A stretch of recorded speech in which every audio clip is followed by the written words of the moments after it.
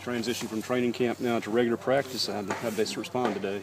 It's okay, you know, getting used to it. It's a different schedule for everybody, so you got to break that in. And now it's different preparation. You're all, you know, you're not 100% game week. You're cleaning some stuff up still from training camp, but it's a lot more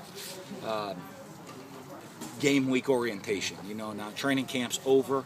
It's focused on getting ready to play the game. You know, it's kind of like a bye week right now, where you're working on a bunch on Oklahoma State, but you're also working on a bunch of other fundamentals and cleaning things up from training camp that we want to get fixed. Jay Hughes said he felt like today he came out, it felt like a game week. Do you kind of feel that anticipation building? Well, that's what we're building. That's the focus, and it better for guys like him. You know, as the leaders of the team, they need to take that charge and make sure we are transitioning ourselves that way. You know, with school going on, you know, guys aren't showing up here now till 2:15 with classes all day in the morning and all that. So it's getting used to that transition, getting used to going to school and not just doing football all the time. Is the secondary ready for Oklahoma State? Somebody that throws it around that much? Sure. How have you seen their progression? They're doing good.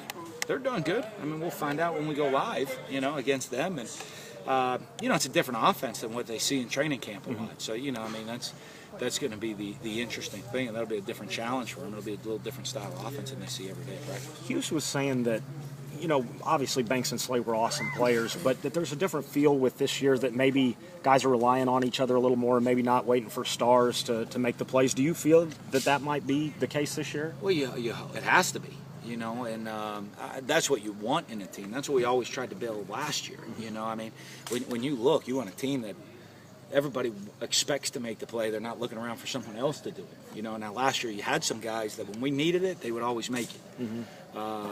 But, you know, I mean, for us, especially small senior classes, we keep building this team for a lot of guys. Hey, your number's called. You're expected to go make the play. Have you started the scout team stuff? Or Yeah, oh yeah. Yeah, we started that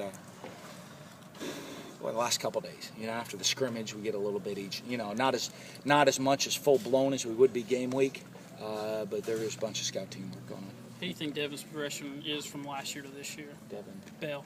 Oh, Devin Bell. He's doing really good for me. You know, I mean, Devin's I love, for a young player, his maturity out there on the field. He takes things very, very seriously. You know, I mean, you look at him. I know kicker sometimes can drive you crazy. But Devin is just a very focused hard worker at everything that he does, and I like that. He's still got a lot of room for improvement. He's got a lot of natural talent. It's making it consistent talent every single snap, but he really works hard at doing that. Dan, do you see that leadership out of Jay Hughes? He said it was really difficult for him to kind of tell John Banks and Darius Slay kind of what to do, just logically. And now he feels like he feels more comfortable telling the younger guys in his position group what to do. Yeah, you know, I do. I mean, Jay's a guy that certainly leads by example. I know that, you know, I mean, in everything that he does, and does things the right way for us. But it is a different role now that he is in that position where, you know, not just doing it the right way, he's got to make sure and be vocal about making other guys do it the right way as well.